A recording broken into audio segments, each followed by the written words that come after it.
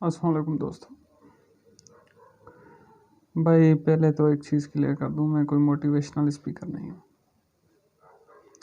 ये मेरा एक सफ़र है, वही आपके साथ शेयर कर रहा हूँ।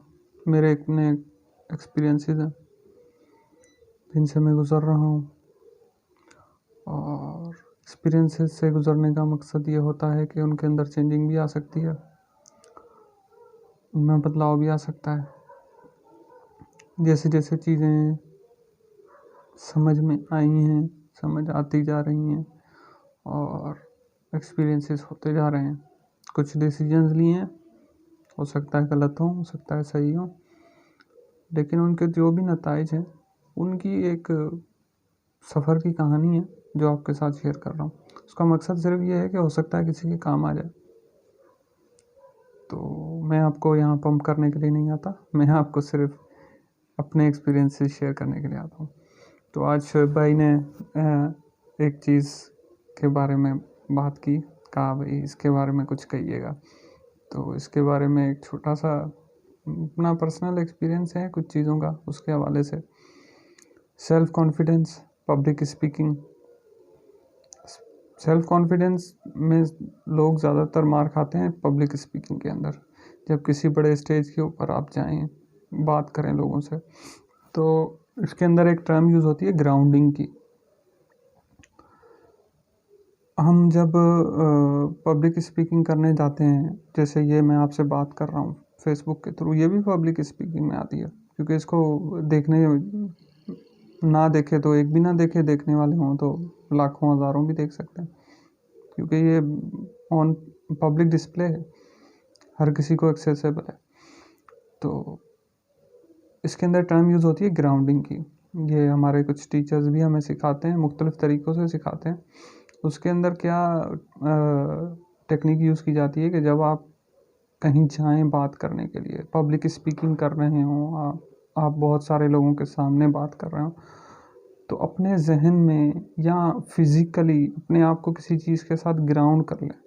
जैसे इलेक्ट्रिक के अंदर ग्राउंडिंग का लफ्ज़ यूज़ होता है, अर्थिंग का लफ्ज़ यूज़ होता है। अपने आप को किसी चीज़ के साथ जोड़ लें, चाहे वो फिज़िकल हो चाहे वो मेंटल हो।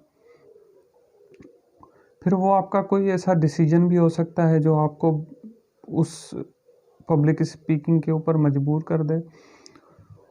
कोई फिज़िकल चीज़ भी हो सकती है, आप किसी अपने डायस को पकड़ लें, कोई चीज़ हाथ में उठा लें। देखें, हम जब बात कर रहे होते हैं तो हम फिजिट बहुत ज़्यादा करते हैं। फिजिट मतलब इसको हम उर्दू में किस तरह से कहेंगे कि हम हाथों की बहुत ज़्यादा मूवमेंट करते हैं, हम अपनी टांगों को हिलाते हैं, हम इधर उधर देखते हैं। इससे क्या होता है, इससे हमारी जो स्पीकिंग है उस पर असर पड़ता है। और दूसरी बात ये कि बहुत सारे लोग घबराते भी हैं दूसरे लोगों से इतनी बड़े लेवल पे बात करते हुए। मैं खुद पहले दिन बहुत घबरा रहा था। तो एक तो जैसे जैसे आप करते जाएंगे, फर्स्ट स्टेप, पहला स्टेप सबसे ज़्यादा मुश्किल होता है, दूसरा स्टेप उससे आसान, तीसरा स्टेप उससे आसान। इस तरह जैसे जैसे आप स्टेप्स लेते जाएंगे तो आपके लिए आसानियाँ पैदा होती जाएंगी। हर्डल्स हर जगह पे होती हैं, मुश्किलात हर जगह पे होती हैं, लेकिन वक्त के साथ आसानियाँ आती हैं उसके अंदर, जब आप आदी हो जाते हैं। हर दफ़ा आपको नई मुश्किल मिलेगी, उसका आपको नया हल ढूंढना पड़ेगा। तो जब भी आप कभी सोचें, या तो आपका कोई ऐसा डिसीजन होगा जो आपको ग्राउंड कर देगा उस चीज़ के साथ। अगर आप उस डिसीजन को अपने दिमाग में रख लेंगे कि मैं ये क्यों कर रहा हूँ, वजह क्या है, आपका मकसद होना चाहिए उसके पीछे। अगर आप वो कर लेंगे तो वही आपकी सबसे बड़ी ग्राउंडिंग होगी, और वही आपको इसके ऊपर मोटिवेट करेगा कि आप पब्लिक स्पीकिंग करें। लेकिन अगर आपसे वो नहीं हो पा रहा है और आप ग्राउंडिंग नहीं करते, तो आप फिज़िकली किसी ऐसी चीज़ को, ज़्यादातर आपने देखा होगा कि लोग जेब में हाथ डाल के बात कर रहे होते हैं। उससे उसका मकसद क्या होता है कि वो अक्सर व बेशतर हम अपने हाथ बहुत ज़्यादा यूज़ करते हैं, वो डिस्ट्रैक्शन के ज़ुमरे में आ जाता है, उससे हम डिस्ट्रैक्ट होते हैं, और जो सुनने वाला होता है वो उसको भी थोड़ा सा अजीब लगता है। इस तरह की बहुत सारी चीज़ें हैं जो हमारा जो है आई कांटेक्ट होता है, उससे बहुत ज़्यादा फ़र्क पड़ता है। हमारा जो ये बातें करते हुए ओ, ए, ये चीज़ करना है, ये भी बहुत ज़्यादा इफ़ेक्ट करता है। तो हमें जो है वो बेहतर ये है कि अगर हमें कोई चीज़ ज़हन में अटक रही है तो हम खुद को पॉज़ कर लें। या इसके अंदर पब्लिक स्पीकिंग के अंदर एक बहुत अच्छा तरीक़ेकार अपनाया जाता है। जब हम लाइव किसी से बात कर रहे होते हैं तो हम ऑडियंस से सवाल पूछ लेते हैं।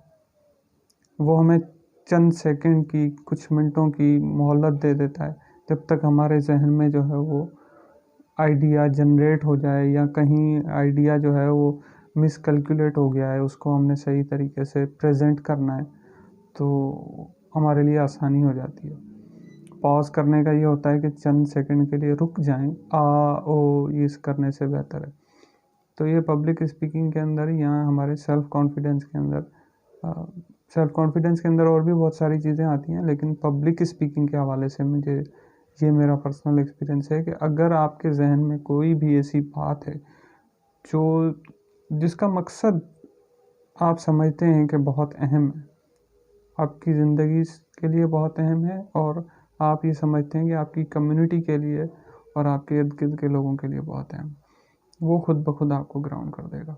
जिस दिन आपको वो मकसद मिल गया, तो आप भी ग्राउंड हो जाएंगे।